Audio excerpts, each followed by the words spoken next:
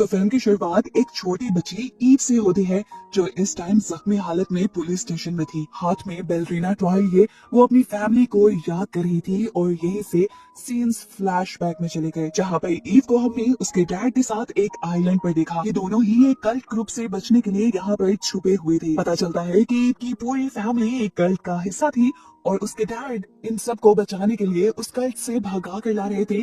तो उसी वक्त में उनकी वाइफ और बड़ी बेटी को कल्ट के लोगों ने मार दिया। इसके बावजूद भी खतरा टला नहीं था क्योंकि कल्ट के लोग धोखाधड़ी के इल्जाम में इन्हें भी ढूंढ रहे थे और मारना चाहते थे। इनकी इन्हीं सोचों के दौरान इनकी इस बड़ी सी विला के ऊपर हमला हो भी जाता है। कल्ट के लोग सबसे पहले विला के बाहर मौजूद गार्ड्स पर हमला करके उन्हें मार देते हैं और उसके बाद घर के अंदर घुस आते हैं। ईव के डैड मेंटली तौर पर इन सारी चीजों के लिए तैयार थे, इसलिए फौरन ही उन्होंने गार्ड से लड़ते हुए उन्हें मारना शुरू कर दिया। और पता चलता है कि ईव के डैड भी एक बहुत बड़े असैसिन थे, यानी लोगों को मारना उनका काम था। इसी तरह लड़ते हुए आगे जाते जाते वो रास्ते में धुआं फैला लेते हैं जिसकी वजह से कल्ट के लोग इन्हें देख नहीं पाते और जल्दी से ईव के डैड ईव को लेकर एक कमरे में छुप जाते हैं। और तभी यहाँ पर बहुत सारे और कल्ट के लोग भी आ जाते हैं और साथ ही साथ कल्ट का लीडर द चांसलर भी यहाँ आ जाता है। ईव के डैड एक एक करके इन सबको मार रहे थे लेकिन कल्ट के लोगों की तादाद बहुत ज्यादा थी और इन सब ने मिलकर आखिर ईव के डैड को पकड़ ही लिया। उसको पकड़ने के बाद द चांसलर उसके सामने आते हैं और कहते हैं, एक तो तुमने हमारे कल्ट के लड़के से शादी की, उसके बाद हमें ही धोखा दिया, सजा तो तुम्हारी बनती है। तुम्हारी वाइफ और बड़ी बेटी को तो हमने मार दिया है, लेकिन अगर तुम चाहते हो कि ईव भी जिंदा रहे तो तुम अपनी जान ले लो, नहीं तो मैं तुम्हें और तुम्हारी बेटी दोनों को ही मार दूंगा। ईव के डैड को अपनी बेटी की जान बहुत प्यारी थी, इसीलिए वो अपने आप को मारने लगे। लेकिन तभी छुपी हुई उसकी बेटी यानी ईव बाहर निकल आई और उसने अपने डैड को ऐसा करने से मना कर दिया। अपनी बेटी की आवाज सुनते ही ईव के डैड ने भी गन फेंकी और यहाँ पर सभी लोगों से लड़ने लग गए। ऐसे में द चांसलर यहाँ से चले जाते हैं और ये लड़ाई चलती रहती है। कल का एक आदमी ईव के डैड को नीचे गिराते हुए अपने चाकू से स्टैब करते हुए ईव के डैड को मारने ही वाला था, लेकिन तभी पीछे से ईव ने आकर उसके ऊपर गोली चला दी और उस आदमी को मार दिया। जिसके बाद ईव अपने जख्मी डैड को लिए इस विला से बाहर निकल आई। दोनों के बाहर आते ही यहाँ पर एक बहुत बड़ा धमाका होता है क्योंकि बाहर निकलने से पहले ही ईव के डैड ने इस घर में बहुत सारे बॉम्ब्स लगा दिए थे। इन बॉम्ब्स की वजह से कल्ट के सभी लोग मारे जाते हैं और द चांसलर जो यहाँ से बाहर निकल रहा था उसे लगता है कि इसी धमाके में ईव और उसके डैड भी मारे गए, इसीलिए वो इस आइलैंड को ही छोड़कर चला जाता है। ईव के डैड की हालत बहुत ज्यादा खराब थी। समुद्र के किनारे बैठी ईव किसी मदद के इंतजार में थी, लेकिन तभी उसके डैड ने उससे माफी मांगी और वो वहीं पर मर गए। काफी वक्त गुजरता है और पुलिस यहाँ पर पहुंच जाती है और जख्मी ईव को देखकर ये लोग पुलिस स्टेशन ले जाते हैं ईव को। ये बिल्कुल वही सीन है जो मूवी के बिल्कुल स्टार्ट में दिखाया गया। यहाँ पर थोड़ी ही देर में एक आदमी आता है जो ईव को बताता है कि मैं तुम्हारे डैड का अंकल हूँ और तुम्हारे डैड एक बहुत अच्छे इंसान थे, वो तुम्हें एक बहुत अच्छी लाइफ देना चाहते थे जिसको देने की जिम्मेदारी अब मेरी है। ये कहते हुए वो ईव को यहाँ से ले जाते हैं और एक थिएटर में लेकर आते हैं जहाँ पर एक टीचर सब बच्चों को बैलरीना डांस सिखा रही थी और थोड़ी ही देर बाद ईव को यहाँ की डायरेक्टर से मिलवाया जाता है। डायरेक्टर एक अजीब सा सवाल उस आदमी से पूछती है कि क्या ईव को उसके मॉम और डैड के बारे में सब कुछ पता है, तो वो आदमी ना में जवाब देता है और डायरेक्टर ईव को बताती है कि तुम्हारे डैड का पूरा बचपन यहीं पर गुजरा है और मुझे लगता है कि तुम्हें भी यहाँ रहने में मजा आएगा। ईव भी यहाँ रहने को तैयार हो जाती है, जिसके बाद वो आदमी ईव को एक कॉइन देते हुए वहाँ से चला जाता है, ये कहते हुए कि जब भी तुम्हें मेरी मदद की जरूरत होगी तो मैं हमेशा तैयार रहूंगा। इसके बाद ईव यहाँ की टीचर से मिलती है जो ईव को बताती है कि यहाँ पर दो तरह की ट्रेनिंग होती है, एक बैलरीना डांस की और एक लोगों को मारने की। वो ईव के हाथ में पकड़े हुए कॉइन की एग्जांपल देते हुए ईव को बताते हैं कि हर कॉइन की दो साइड होती है, इंसान को लड़ना भी आना चाहिए और बचना भी। ईव को ये बात पसंद आती है और वो दोनों ही ट्रेनिंग्स लेने के लिए तैयार हो जाती है और बस यही से अब मूवी में 12 साल का वक्त गुजर जाता है और अब हमें ईव को दिखाया जाता है जो यहाँ पर बैलरीना डांस कर रही थी। बैलरीना डांस की ट्रेनिंग इतनी ज्यादा टफ थी कि ईव के पाँव से खून तक निकलने लगा था, लेकिन वो फिर भी घूम रही थी। यहाँ पर उसके टीचर उसे कहते हैं कि जाओ जाकर पाँव पर पट्टी कराओ।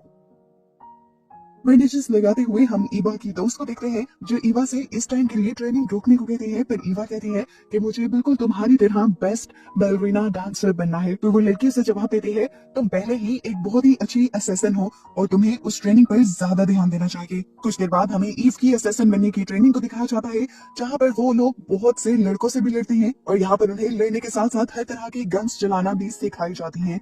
आज ईव को बहुत से लड़कों के साथ लड़ना था, लेकिन ईव हर लड़ाई में हार रही थी। तब उसकी कोच ने उसे कहा कि तुम आज क्या कर रही हो? तो ईव ने जवाब दिया, ये सब मुझसे बहुत ज्यादा ताकतवर है। तो उसकी कोच ने कहा कि तुम्हारी हार की वजह ये नहीं कि तुम कम ताकतवर हो, तुम्हारी हार की वजह ये है कि तुम पहले ही उनको देखकर हार मान चुकी हो और तुम अपने पे यकीन नहीं कर रही। कोच की ये बात सुनकर ईव के अंदर एक नया जोश जाग जाता है और वो अपने पर भरोसा करते हुए अपने से कई गुना ज्यादा ताकतवर लड़कों को भी मार गिराती है। इनकी ट्रेनिंग ऐसी ही चलती रहती है और 2 माह गुजर जाते हैं। ईव को पता चलता है कि उसकी बेस्ट फ्रेंड को यहाँ से भेज दिया गया था। वो जाकर डायरेक्टर से इस बारे में बात करती है तो डायरेक्टर बताते हैं कि जो अच्छे असेसंस नहीं बन पाते उनको हम बैलरीना डांस की ट्रेनिंग देने के लिए आगे भेज देते हैं। वो तुम्हारी तरह अच्छी असेसन नहीं थी। तो ईव कहती है कि जो अच्छे असेसंस हैं फिर उनको काम क्यों नहीं दिया जाता? मुझे लगता है कि मैं एक अच्छी असेसन बन गई हूँ और मुझे मेरा काम मिलना चाहिए। डायरेक्टर कहती है तो ठीक है, लेकिन इससे पहले तुम्हें कुछ टेस्ट पास करने होंगे।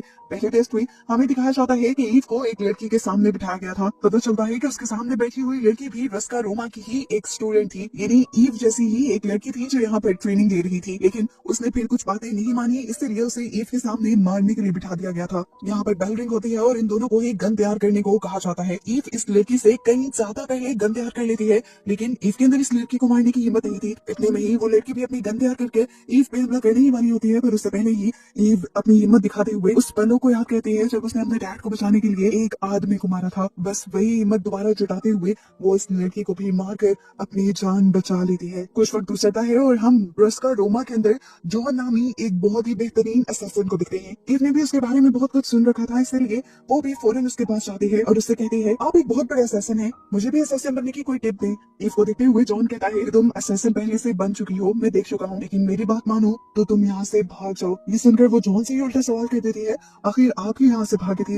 लेकिन जॉन कोई भी जवाब दिए बगैर यहाँ से चला जाता है। खैर अब कुछ देर बाद हमें दिखाया जाता है कि फाइनली ईव को उसका पहला मिशन मिल चुका था। उसे एक लड़की को बचाना था एक गैंगस्टर से जो उसे मारने के लिए एक क्लब में आ रहा था। ईव को वहां पर किसी भी आदमी को मारना नहीं था, इसलिए उसे रबड़ की बुलेट्स दी जाती हैं। ये मिशन एक तरह का ईव का इम्तिहान भी था, अगर वो उसे पार कर लेती तो एक असैसिन बन जाती। अब ईव उसी बार में जाती है और उस लड़की को भी देख लेती है जिसे उसे बचाना था। इससे पहले कि वो लड़की से कुछ कह पाती, वो देखती है कि यहाँ पर वो गैंगस्टर आ गया था, जिसके पास वो जाकर कहती है कि तुम इस लड़की को छोड़ दो, नहीं तो बहुत बुरा होगा। लेकिन वो गैंगस्टर ईव को साइड पर करते हुए उस लड़की के पास चला जाता है और यहाँ पर गैंगस्टर के हाथ में ईव से लड़ने लग जाते हैं। ईव बहुत ही बहादुरी से इनसे लड़ती भी है और अपनी रबड़ बुलेट से इनको जख्मी भी कर देती है। सभी लोगों को मारने के बाद वो आती है उस गैंगस्टर के पास जो उस लड़की को खींचते हुए इस क्लब से बाहर ले जा रहा था। वो उस लड़की का हाथ खींच लेती है गैंगस्टर के हाथ से, तो यहाँ पर गैंगस्टर और ईव के दरमियान में ही फाइट शुरू हो जाती है। ये गैंगस्टर ईव की सोच से कहीं ज्यादा ताकतवर और प्रोफेशनल था। वो ईव के ऊपर भारी पड़ रहा था, लेकिन फिर ईव ने तेजी से उसे मारना शुरू किया और अपनी रबड़ बुलेट से भी उसे जख्मी किया और आखिर उसे दीवार के साथ लगाते हुए उसे रानी में जिंदा छोड़कर वो इस लड़की को बचाकर यहाँ से ले गई। और ऐसे ईव ने अपना असैसिन बनने का आखिरी टेस्ट भी पास कर लिया। अब फाइनली वो रस्का रोमा की एक असैसिन बन चुकी थी, तो उसकी बॉडी पे भी वही टैटू बना दिया जाता है जो उसकी डैड की बॉडी पर था। इसके बाद कहानी दिखाया जाता है कि ईव ने अपना एक और मिशन कंप्लीट किया था, एक आदमी को मारकर। इस लड़ाई में उसे खुद भी एक गोली लगी थी जिसे उसने अपने हाथ से ही निकाल दिया था। जिसके बाद वो जब इस मरे हुए आदमी की फोटो लेकर अपने क्लाइंट को भेजती है तो उसे बहुत सारे पैसे मिल जाते हैं। अब जब वो यहाँ से निकलती है बाहर तो दिखाया जाता है कि ईव पहले इस आदमी के गार्ड से भी लड़ी थी और उसने उन सबको भी मार दिया था। ईव जब अपनी गाड़ी में यहाँ से जा रही थी तो उसका एक्सीडेंट एक कार से हो जाता है। जो कार का आदमी बाहर निकलकर ईव से लड़ने लग जाता है। लड़ने में ईव आम लोगों से ज्यादा तेज थी, लेकिन सामने वाला भी कोई प्रोफेशनल फाइटर नजर आ रहा था। काफी देर तो उनकी लड़ाई चलती रहती है, लेकिन आखिर ईव फिर इस आदमी को मारने में कामयाब हो जाती है। मारने के बाद वो इस आदमी की हाथ पर एक निशान नोटिस करती है और उसे याद आता है कि बचपन में जिन लोगों ने उसके डैड को मारा था उन सबके हाथों पे भी यही निशान था। आखिर ये कौन लोग थे? ईव के दिमाग में इन लोगों को जानने का तजस्सुस पैदा हो जाता है। वो इस आदमी का हाथ काट कर डायरेक्टर के पास जाती है और उनसे पूछती है ये कौन है। डायरेक्टर इस हाथ को देखते हुए ईव से पूछती है कि तुम क्या चाहती हो। ईव बताती है कि इन्हीं लोगों ने मेरे डैड को मारा था और मैं अपने डैड का बदला लेना चाहती हूँ। डायरेक्टर से कहती है मैं नहीं चाहती कि तुम इन लोगों के पीछे जाओ, ये एक कल्ट ग्रुप है और तुम्हारी मॉम भी इसी कल्ट का हिस्सा थी। इस कल्ट के सभी लोग भी हमारी तरह ही असैसिन है और रस्का रोमा की और उस कल्ट ग्रुप की डील है कि ना रस्का रोमा के असैसिन्स उनके असैसिन्स को मारेंगे और ना ही उस कल्ट के असैसिन इन लोगों को नुकसान पहुंचाएंगे। अब ईव यहाँ से कुछ भी कहे बगैर चली जाती है एक होटल में, जहाँ पर वही मूवी के स्टार्ट में दिखाया जाने वाला आदमी था जो ईव को लस्का रोमा तक लेकर आया था। वो इस आदमी से कल्ट के बारे में जानना चाहती थी, लेकिन वो आदमी कहता है कि तुम ऐसा मत करो, वो लोग बहुत ज्यादा खतरनाक हैं। तो ईव अब इस आदमी को इसका कॉइन वापस लेते हुए कहती है कि मुझे आपकी मदद की जरूरत है। जैसा कि इस आदमी ने वादा किया था कि ईव को जब भी उसकी मदद की जरूरत होगी तो वो उसकी मदद जरूर करेगा। अब क्योंकि ये वक्त आ गया था तो वो आदमी भी ईव की मदद करने को रेडी हो जाता है और एक कॉल करके किसी आदमी का बाहर डेटा निकाल के ईव को देता है। वो बताता है कि ये आदमी दी चांसलर यानी उस कल्ट के लीडर का बेटा है और इसका नाम है डैनियल। आज डैनियल इसी होटल में ठहरा है, तुम उससे बात करके उसके डैड का और उसके कल्ट का पता चला सकती हो। अब पता चलता है कि डैनियल को मारने के लिए भी किसी ने बाउंटी दी थी, वो भी $4 लाख की, और उसे मारने के लिए ही बहुत सारे असैसिन्स इसी होटल के अंदर छुपे हुए थे, जिनमें एक लीना नाम की लड़की भी थी। अब ईव पीछे के रास्ते से होते हुए डैनियल के कमरे के अंदर चली जाती है। डैनियल उसे देखते ही गन तान देता है, लेकिन ईव उसे बताती है कि मैं तुम्हें यहाँ मारने के लिए नहीं आई हूँ, मुझे बस तुमसे तुम्हारे डैड का पता चलाना है, क्योंकि तुम्हारे डैड ने मेरे डैड को मरवाया था और मैं उनसे उनका बदला लेना चाहती हूँ। यहाँ पर डैनियल भी उसे बताता है कि मेरे डैड एक कल्ट का हिस्सा है और मैं भी उन्हीं की कल्ट से दूर भाग रहा हूँ, इसीलिए मुझे मारने के लिए बहुत से लोग मेरे पीछे भी पड़े हैं, लेकिन मैं बस आजाद अपनी बेटी के साथ जिंदगी गुजारना चाहता हूँ। ये लोग बातें ही कर रहे थे कि इतने में डैनियल के रूम में हमला हो गया और बहुत से लोग डैनियल को मारने लगे। डैनियल के साथ साथ यहाँ पर ईव भी डैनियल का साथ देती है और सभी गुंडों से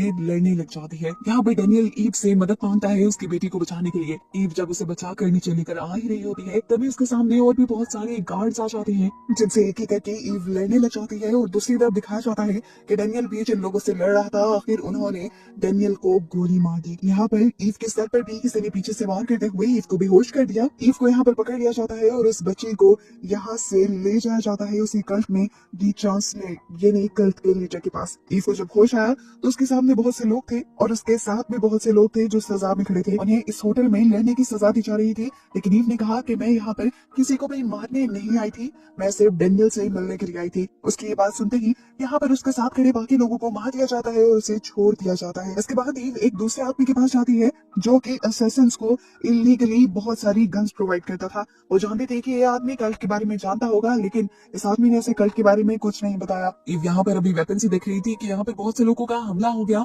और ये कल्ट के ही लोग थे। ईव यहाँ पर अपने आप को बचाने के लिए कल्ट के लोगों पर ग्रेनेड से हमला करके सभी को बॉम्ब के जरिए उड़ा देती है। इस सारे हमले में ईव और वो आदमी जिसका ये वेपन स्टोर था वो बच जाते हैं। पता चलता है कि वेपन स्टोर का ऑनर भी उस कल्ट से नफरत करता था और उस कल्ट को मारना चाहता था, लेकिन वो उस कल्ट से डरता भी था। पर ईव का जज्बा देखते हुए वो ईव को उस कल्ट की लोकेशन बता देता है और ईव भी बिना वक्त जाया किए वहां के लिए निकल जाती है। रास्ते में उसे डायरेक्टर की कॉल भी आती है और वो उसे वार्न करती हैं कि तुम उनसे पंगा लेने जा रही हो जिनसे हमारी दुश्मनी है, लेकिन ईव उनकी बात को इग्नोर करते हुए कल्ट के इस शहर में चली जाती है और इस शहर में जाते ही उसे ये अंदाजा हो जाता है कि इस शहर में रहने वाला एक एक आदमी कल्ट का मेंबर है। ईव सबसे पहले एक कैफे के अंदर जाती है जहाँ पे वो वही बैलरीना डांस वाला टॉय देखती है जो उसके डैड ने उसे बचपन में लेकर दिया था। इस जगह से उसकी यादें जुड़ी थी। अभी वो ये सब देख रही थी कि एकदम से उसने नोटिस किया कि सभी लोग यहाँ से जाने लगे हैं और एक आदमी ने आकर उसके ऊपर हमला कर दिया है। वो इस आदमी से लड़ती है, हालांकि वो आदमी उससे कहीं ज्यादा ताकतवर था। लड़ते लड़ते आखिर उसके हाथ में गन लग जाती है जिससे वो इस आदमी को शूट कर देती है और तभी इस होटल की शेफ भी किसी प्रोफेशनल फाइटर की तरह ईव से लड़ने लग जाती है। एक के बाद एक उसके साथ लड़ने के लिए बहुत से लोग आ जाते हैं और वो सबको मारते हुए यहाँ से बाहर निकलती है। एक सरदार आदमी जो इस सारी लड़ाई के ऊपर नजर रखे हुए था वो फौरन दी चांसलर को ये बताता है कि ईव अभी भी जिंदा बच गई है। तो अब ईव को पकड़ने के लिए लीना नाम की एक लड़की आती है जो ईव को पीछे से बेहोश करके दी चांसलर के पास ले आती है। ईव को जब होश आया तो चांसलर ने पूछा, आखिर कौन हो तुम और क्या चाहती हो? क्या जानती नहीं कि रुस्का रोमा के साथ हमारा कॉन्ट्रैक्ट है, तुम हमें नुकसान नहीं पहुंचा सकती? तो ईव बताती है कि मैं रुस्का रोमा से नहीं आई, बल्कि मैं यहीं की एक मेंबर हूँ। वो अपनी मॉम डैड का नाम बताते हुए चांसलर को चौंका देती है। चांसलर ने तो समझा था कि सालों पहले ही ईव मर चुकी होगी, लेकिन ईव अब उसके सामने जिंदा बैठी थी। चांसलर को तो लगा था कि ईव डैनियल की बेटी को बचाने के लिए आई है, लेकिन अब उसे पता चलता है कि ये मामला उससे भी कहीं ज्यादा बड़ा है। लीना भी हैरान होकर अब चांसलर से पूछती है, आखिर ये लड़की कौन है और किन लोगों का नाम ले रही है? तो चांसलर भी बता देते हैं कि ये अपनी माँ बाप की मौत का बदला लेने आई है मुझसे और ये तुम्हारी बहन है और पहले इस कल्ट का हिस्सा हुआ करती थी। जानकर लीना शौक में रह जाती है। अभी ये लोग बात ही कर रहे थे कि पीछे से ईव सभी लोगों को मारते हुए उस घर से निकलकर एक दूसरे घर में चली जाती है और लीना भी जल्दी से उसके पीछे भागती है और उसे रोक देती है। ईव ने अब लीना के ऊपर गन तानी हुई थी जब लीना ने उसे बताया कि मैं तुम्हारी बड़ी बहन हूँ। ईव ने कहा, मैं कैसे मान लूं? मुझे और डैड को तो पता चला था कि तुम सालों पहले ही मारी गई। तो लीना बताती है कि नहीं, इन्होंने सिर्फ मेरी मॉम को मारा था, मैं अभी तक जिंदा हूँ। ये लोग बातें ही कर रहे थे कि बाहर मौजूद लोग भी चांसलर से सवाल करते हैं कि क्या इन दोनों को मार गए, तो चांसलर भी हाँ में जवाब दे देते हैं और बाहर खड़े हुए असैसिन्स इस घर के ऊपर बमबारी कर देते हैं। जिस हमले में लीना बहुत ही बुरी तरह जख्मी हो जाती है, उसकी हालत बिल्कुल मरने वाली हो गई थी। ईव जब उसके पास आती है, लीना उससे कहती है, मॉम डैड की मौत का बदला जरूर लेना। हमने देखा कि ईवा भी जख्मी हुई भी थी, लेकिन लीना के कहने पर वो एक नई हिम्मत के साथ, एक नए जोश के साथ खड़ी हुई थी। वो यहीं पर लगी हुई एक तलवार उठाती है और यहाँ से बाहर निकलने का फैसला करती है। और तभी यहाँ पर बहुत सारे असैसिन्स आ जाते हैं जिनसे वो अकेले ही लड़ती है। किसी का हाथ किसी की गर्दन काटते हुए तो किसी के पेट पर वार करते हुए वो सबको मारते हुए आगे बढ़ रही थी और रो रही थी। अब तो दी चांसलर को भी ईव से बहुत ज्यादा डर लगने लगा था, इसीलिए वो रुस्का रोमा की डायरेक्टर को कॉल करता है और कहता है कि अगर तुम हमारे दरमियान का कॉन्ट्रैक्ट बरकरार रखना चाहती हो तो सबसे पहले इस लड़की को 12 बजे से पहले पहले यहाँ से निकाल लो, वरना तो बहुत बुरा होगा। डायरेक्टर भी जानती थी कि इस धमकी का अंजाम बुरा हो सकता है, इसीलिए वो जॉन को यानी रस्का रोमा के बेस्ट असैसिन को ही ईव को मारने की बाउंड्री दे देती है। कुछ ही देर में जॉन यहाँ पर पहुंच जाता है तो दी चांसलर अपने पूरे शहर में ऐलान करवा देते हैं कि हमारे इस कल्ट में 2 असैसिन्स घुसे हैं। लड़की को जो कोई भी देखे वो मार दे, लेकिन लड़के को किसी ने नहीं मारना। यहाँ पर जॉन जब ईव के सामने आता है तो वो ईव से कहता है कि मैं तुम्हें मौका देता हूँ, 12 बजे से पहले पहले यहाँ से भाग जाओ। अगर तुम यहाँ से ना गई तो मजबूरन मुझे तुम्हें मारना पड़ेगा। अब क्योंकि सभी लोग इन दोनों के ऊपर नजर रखे हुए थे, ये बात जॉन जानता था, इसीलिए वो ईव से लड़ने का ड्रामा करने लग जाता है और बार बार ईव को यही कहता रहता है कि तुम्हारे पास मौका है, अपनी जान बचाओ और यहाँ से निकल जाओ। फिर ईव जॉन से कहती है, मैं यहाँ से अपने डैड की मौत का बदला लिए बगैर नहीं जाऊंगी। मेरे डैड को चांसलर ने मरवाया है और मैं उसे मार कर ही रहूंगी और उसके बाद ये जंग खत्म कर दूंगी।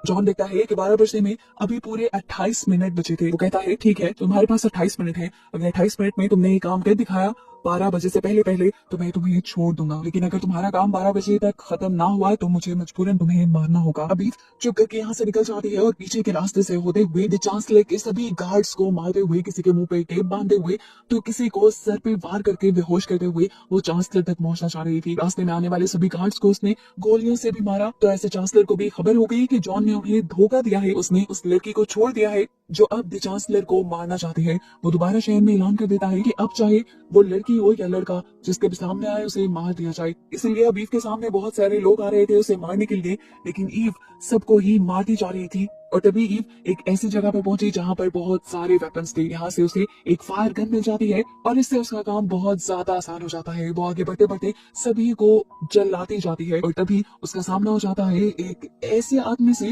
जिसके पास भी सेम फायर गन थी। इससे पहले कि वो उसे फायर गन से मार देता है, ईव अपने आप को बचाने के लिए पीछे बनी एक बिल्डिंग के अंदर कांच तोड़ते हुए जंप कर देती है और यहाँ उसके हाथ लग जाती है फायर ब्रिगेड की पाइपलाइन, जिसके प्रेशर से वो सामने वाले असैसिन को गिरा देती है और उसके वेपन की आग भी सारी खत्म कर देती है। आखिर में ईव की फायर ब्रिगेड का पानी भी खत्म हो जाता है, वो भी नीचे गिर जाती है। तो अब वो आदमी आकर दोबारा ईव को मारने की कोशिश करता है, लेकिन ईव को बचाने के लिए दूसरी तरफ से जॉन उसके हाथ में मौजूद फायर गन के ऊपर ही बंदूक चला देता है, जिससे वो फायर गन किसी बॉम्ब की तरह फट जाती है और वो आदमी मर जाता है और ईव बच जाती है। ईव जानती थी ये जॉन ने किया था, इसीलिए ईव उसे इशारा करके शुक्रिया भी कहती है। अब चांसलर को पता चल गया था कि उसका बचना मुश्किल ही नहीं नामुमकिन है, इसलिए वो अपने बेटे को लेकर यहाँ से निकलने की कोशिश करता है। लेकिन इससे पहले कि वो शहर से गाड़ी को बाहर ले जा पाता, ईव उसकी गाड़ी के सामने आ जाती है और ड्राइवर को शूट करते हुए ये गाड़ी रुकवा लेती है। अब वो चांसलर को बाहर निकलने को कहती है। चांसलर भी बाहर निकल जाता है और वो चांसलर को बताती है कि मैंने तुम्हारे सभी लोगों को मार दिया है, इसके बाद